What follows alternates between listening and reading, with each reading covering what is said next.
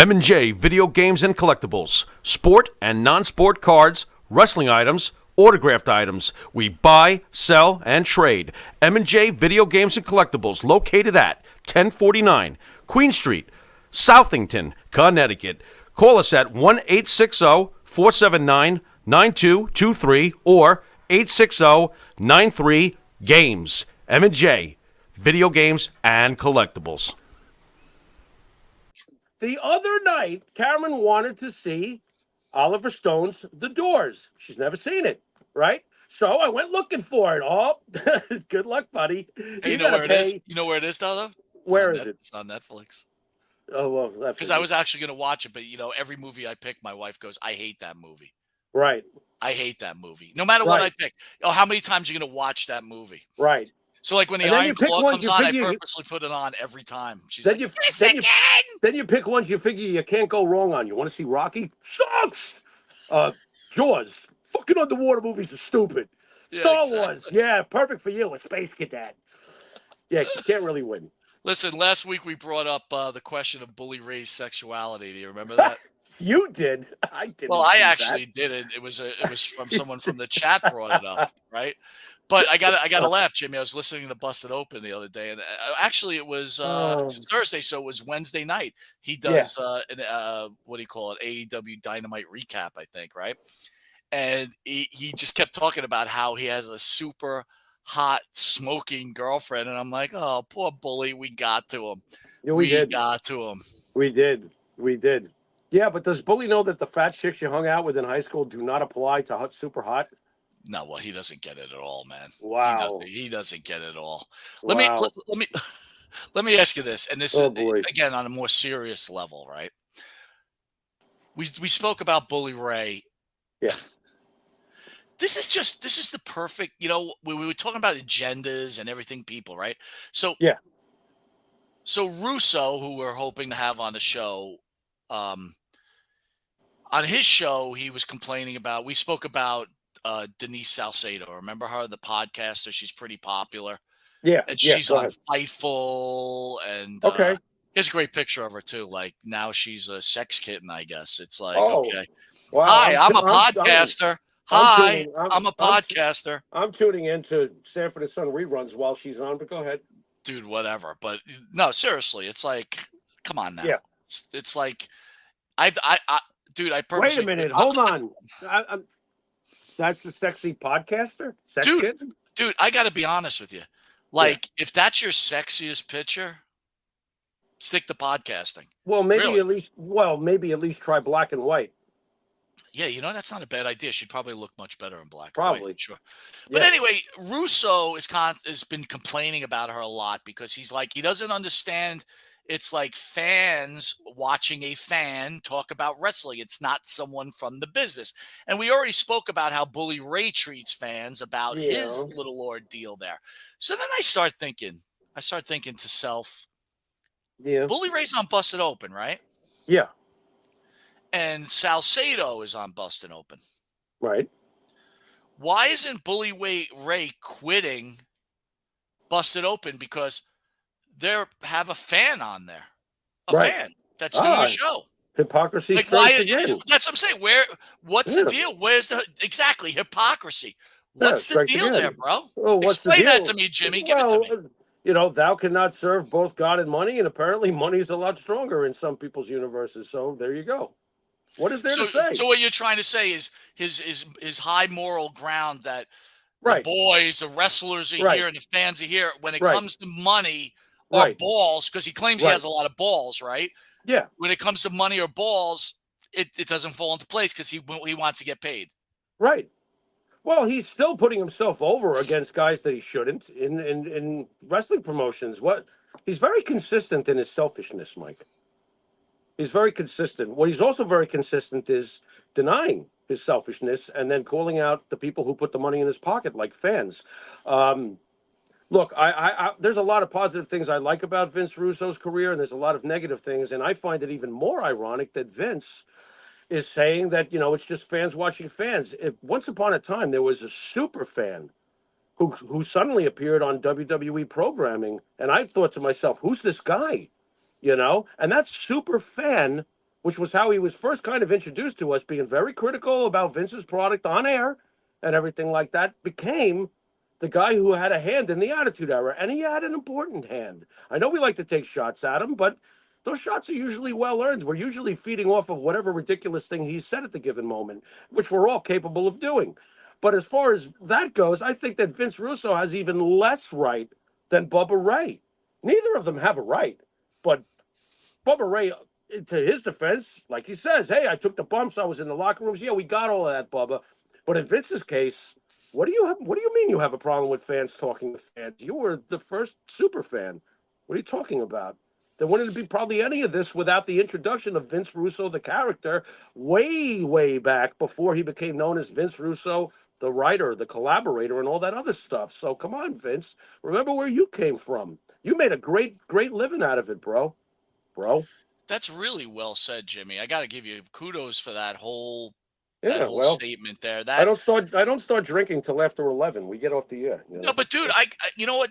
That was so well said, because the reality of it is like, yeah, it's like you were a fan once, Right. and Right. the hypocrisy. Listen, there will be a point I will call Busted Open, and I will call him out on his shit. Right. Right. I'm setting the table Look, for the Montan family here. I get it that guys like Vince Russo and Paul Heyman had a certain something about them that factored in as to why they are where they are today. I get all of that. Wait a minute. So Russo was talking about Salcedo. I want to give this to you. So he says, he goes, she's on Fightful. She's on Busted Open. Right. She's in all these wrestling events. He goes, she's just a fan. Then he said that he spoke to Dave Lagrecca, right? Yeah. Okay. And he said to Lagrecca, like, what's the deal here? This is just a fan. Dave's looking strange nowadays. Go ahead. Well, he said that Lagrecca broke down to him and said, hey, look, I'm trying to build Busted Open, and I have to get a younger audience. Right. So so according to Russo, he agreed with him, but he wanted a younger audience. So again, this is the almighty dollar, right? Salcedo's got a following. Right. She's got a following. She obviously fans watch her. There's this other girl out there like Blonde Dizzy or something. Dude, you go to her live Raw watch-alongs, there's like a kabillion people in there. Okay. So they've got their following. I totally I totally get it. Yeah. But this goes back to the beginning of the show where's the moral fiber? Like, why, if that's the way you're going, David Lagrecca, then why aren't you putting Bully Ray in his place and straighten him out? See, that's the problem I have with these wrestling shows, okay? And this is what you get over here. We talk about real issues. Obviously, we talk about wrestling, but we talk about issues in wrestling and issues in life.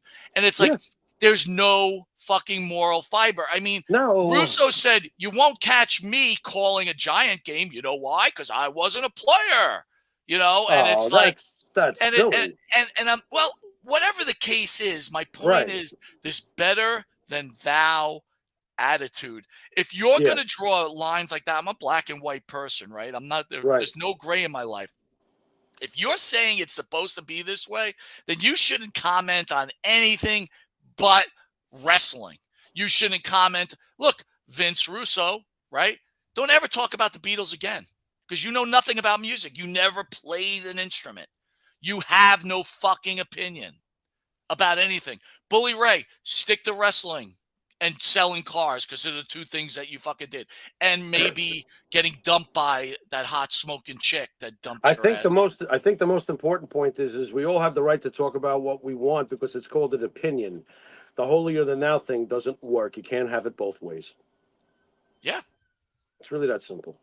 I mean, I hate to be so simple about it, but no, listen, really it really is that simple. You know?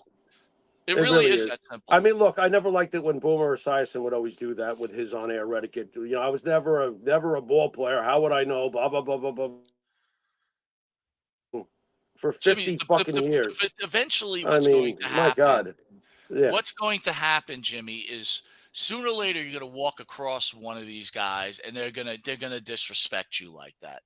Right. And you know, again, most of the guys that we've met are very respectful.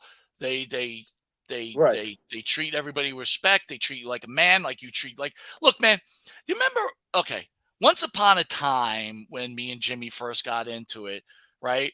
Obviously, I don't give a shit. You're in awe of these guys when you first Yeah, meet them because you sure. grew up watching them. And Absolutely. I'm Sure. going to share this conversation, right? So, Jimmy, we went to dinner with Greg Valentine. It's right in the beginning. And Yeah.